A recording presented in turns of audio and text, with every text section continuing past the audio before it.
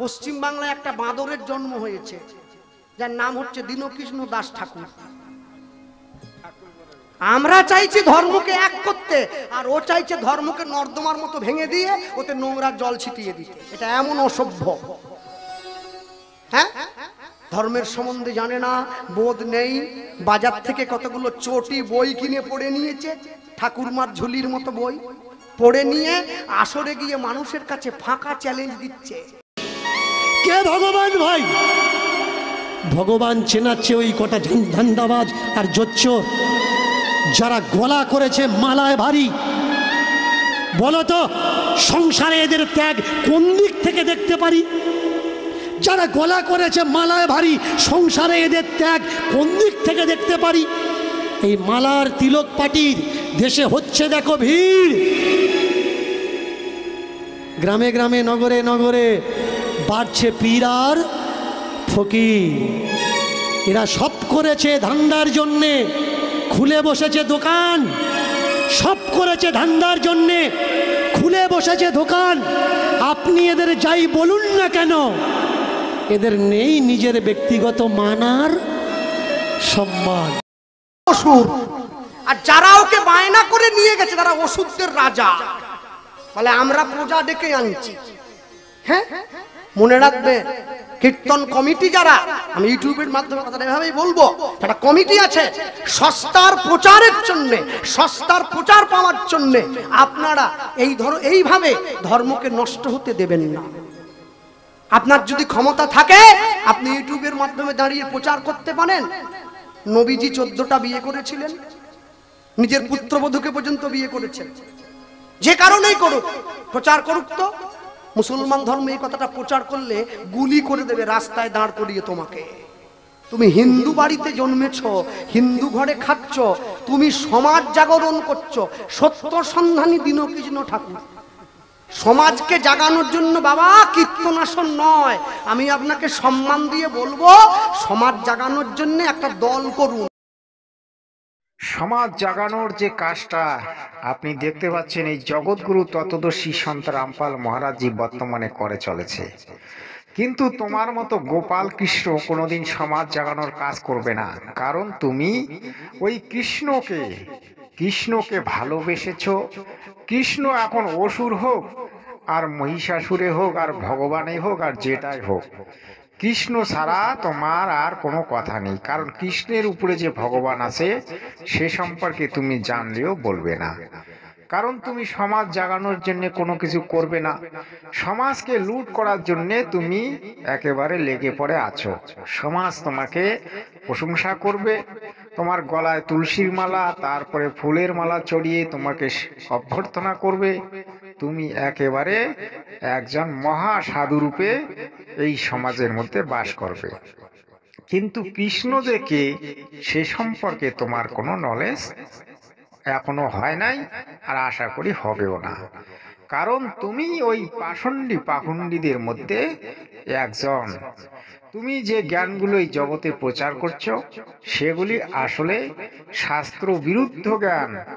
যদি তোমার জ্ঞানটা এত ভালো হতো, যদি সত্য হতো, তাহলে দীনকৃষ্ণ ঠাকুরের আসরে মানুষ বসতো না। কারণ সত্যের সন্ধানী দীনকৃষ্ণ ঠাকুর নিজে সত্যের সন্ধান করে, অপরকে সত্যের সন্ধানে এগিয়ে নিয়ে চলে সৎসাহে। মাননীয় দর্শক, ফির একবার আমি বলছি যে এই যে বাংলার যারা কীর্তনিয়া আছে একে অপরের বদনাম করছে, কেউ কারো সুনাম করছে, কিন্তু কেন? আসলে ধর্মতত্ত্ব তো একটা হওয়া উচিত, কিন্তু এদের মধ্যে কেন ধর্মতত্ত্ব এক হচ্ছে না? কারণ কেউ সঠিকটা না জানার কারণে একে অপরকে গালি দিচ্ছে, একে অপরের তত্ত্বকে উড়িয়ে দিচ্ছে। আসলে এরা কেউ চার বেদ অনুসারে, শাস্ত্র অনুসারে না তো ভক্তি করে, না ভক্তির বিধান জানে। আসলে এরাই হচ্ছে সমাজের আসল পাখণ্ডী। কারণ যারা ধর্মের ঠিকা নিয়েছে, ধর্মকে যারা প্রচার করতে আজ 70,000 1 লাখ টাকা নিচ্ছে, তারা কি ধর্মকে প্রতিষ্ঠিত করার জন্যে নাকি টাকা লুট করার জন্যে? একজন কীর্তনিয়া বর্তমানে একটি নাইট করার জন্য প্রায় 50 থেকে 70,000 টাকা নেয়। মানুষ তাদেরকে নিয়ে এসে দুটো শাস্ত্র কথা শোনার জন্যে, জ্ঞানের কথা শোনার জন্যে তারা আগ্রহী হয়ে তাদেরকে ডাকে। কিন্তু তারা কীর্তন আসরে এসে কি করে? একে অপরের বদনাম করে, দীনকৃষ্ণের গুণগান গায়, দীনকৃষ্ণের নামে বদনাম করে। এটা তাদের কি? এটা তাদের জ্ঞানের প্রকাশ নয়, এটা হচ্ছে অজ্ঞানের প্রকাশ। যে দীনকৃষ্ণ সমাজের মধ্যে অনেক কুসংস্কারের বিরুদ্ধে কথা বলে, সেই দীনকৃষ্ণকে এরা দাবিয়ে রাখার চেষ্টা করে। আর সমাজের মধ্যে কুসংস্কার, ভ্রষ্টাচার, এগুলোকে এরা সমাজের মধ্যে আরো দৃঢ় করে রাখতে চায়। কারণ এই কুসংস্কার এবং যে ভ্রষ্টাচারগুলি এরা প্রথমে করেছে বা করে আসছে, এখন যদি এরা উল্টাটা বলে তাহলে তো এরা ফেঁসে যাবে। এই জন্যে সবাইকে বলা যাবে না, কিছু তো ভালো আছে। সবাই কি খারাপ নাকি? দুনিয়া সবাই খারাপ না। তাহলে ধর্ম কে করছে? অধার্মিকে ধর্ম করে। সমাজে বড় ভয়। অধার্মিকে ধর্ম করে, সমাজে বড় ভয়। বড় বড় পাপীরা এরাই তো গঙ্গার চানে যায়। গঙ্গার চানে কারা ছুটছে? ভালো মানুষ যায় নাকি যে জীবনে পাপ করেনি?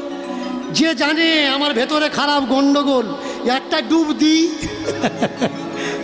পুরো ধুয়ে পরিষ্কার হয়ে যাব। বৈকুণ্ঠ থেকে একেবারে এক্সপ্রেস ট্রেন আসবে, মরার পরে উঠে চলে যাব। না রে ভাই, এত সহজ ব্যাপার নয়। 1000 বছর কাঁদিয়েছো, দিয়েছো যন্ত্রণা, মৃত্যুর পরে স্বর্গে যাবে এটা ভেবো না। স্বর্গে যেতে গেলে প্রাইভেসিটা দরকার। স্বর্গে যেতে গেলে প্রাইভেসিটা দরকার। মানুষ হয়েছো, জন্মেছো, মানুষ হওয়ার দরকার। মানুষ হতে গেলে কখনো লাগে না তিলক আর মালা। মানুষ হতে গেলে কখনো লাগে না তিলক আর মালা। প্রচণ্ড পরিশ্রম করে তারা ভাই বোনকে দেখে, আত্মীয়কে দেখে, তারাই পায় সংসারে বড় জ্বালা। কে ভক্তকে? যার কপালে কিছু নেই, গলায় কিছু নেই। এবার আপনি বলতে পারেন অনেক খোঁটা মারা লোক আছে, তাহলে তুমি গলায় পড়েছ। তুমি যখন সব জানলে, এত জানো, তাহলে তোমার গলায় কেন? এটা যদি না থাকে তোমরা আমার এখানে দাঁড়াতে দেবে? পড়েছি তাই বলছে তুলসী নেই কেন? তুলসী থাকতে হবে। আমি আগে বলি, তোমাদের আগে খোলাই, তারপরে আমি খুলবো। তোমাদের আগে খোলাই, তারপরে আমি খুলবো। যেদিন তোমরা মালা তিলক রাখবো সব মিথ্যে, গীতা ফিতা সব মিথ্যে, ও সব পুড়িয়ে দেবো। আপনি আমাদের বলবেন যে বইটা, আমরা সেটা কিনে পড়বো। মনে রাখবেন, ধর্মীয় বিশ্বাস, ধর্মীয় আবেগ, সেখানে অনেক ভুল ত্রুটি আছে, সেটা আমিও জানি। কিন্তু কারো ধর্মীয় আবেগে আঘাত দেওয়ার অধিকার তো আপনার নেই। আছে কি? কারো ধর্মীয় আবেগে আপনি আঘাত দিতে পারেন না। আমার যে ধর্ম ভালো লেগেছে আমি পালন করব, আপনার এটাই আমার লাভে। বলুন তো, যারা বলে দীক্ষা নেওয়া দরকার, মালা নেওয়া দরকার, একটা মুসলমানের ছেলে এ তো দীক্ষা নেয়নি, মদন মোহন কেন তাকে নিজে ঘরের ভিতরে ডেকে দেখা দিল? আর তার দেখাতে পাগল হয়ে গেল মুসলমানের ছেলেটা। তার সমাজের মানুষরা গালাগালি করছে, তবুও কান দিচ্ছেন। ঠাকুর ঘরের দরজায় পড়ে আছে, এখানে থাকবো। 9 বছরের ছেলে, ভগবানকে যারা ভালোবাসে, সৎ পথে যারা থাকে। এই যে ভাইটা বলছিল, ছেলেটা বলছিল যে আপনার জন্যে আমরা অনেক গালাগালি সহ্য করি, সহ্য করতে হয়। ভাই আমার জন্যে নয়, সত্যের জন্যে। অনেকে বলে এসে আমি আপনার বড় ভক্ত। না ভাই, আমার ভক্ত নয়, তুমি সত্যের ভক্ত। সত্যকে ভালোবেসে ব্যথা পাচ্ছ, ধৈর্য ধরে থাকো। দেখবে তোমার সত্য একদিন তোমার গ্রামেই প্রতিষ্ঠা হবে। আর মানুষ বলে দেবে যে আমরা সবাই হিলে গেছিলাম, কিন্তু ও ঠিক ছিল। ভিড়ে তো ভাগার জন্যে লাখো মানুষ আছে, স্রোতের বিমুখ ভাষার জন্যে কদম আছে। যারা স্রোতের বিমুখে ভাসে, সে যখন জিতে যায় পরেই মানুষ তাকে পূজা দেয়।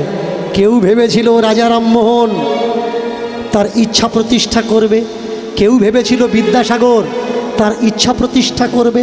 বলো তো ভাই, মালা নিলে যদি শরীর শুদ্ধি হয়, আমাদের দেশের কোনো জজ সাহেবের গলায় মালা নেই কেন? দেখাতে পারবেন?